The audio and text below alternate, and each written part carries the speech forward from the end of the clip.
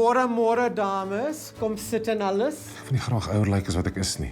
Vrouens hou van ouer mans. Nie waar dit is nie. En ouer mans hou van jonger vrouens. Het jy gehoor van die Banana Air brand ambassador storie? Wie het daai simpel boodskap op die groep gesit? Rodney Reddy.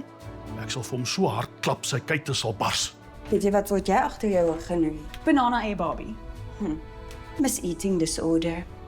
Nog before you barge in here like a bull in a public toilet. Ek hou jou dop, Piston Pinaar. Jy kan maar, ek het net oor vir jou.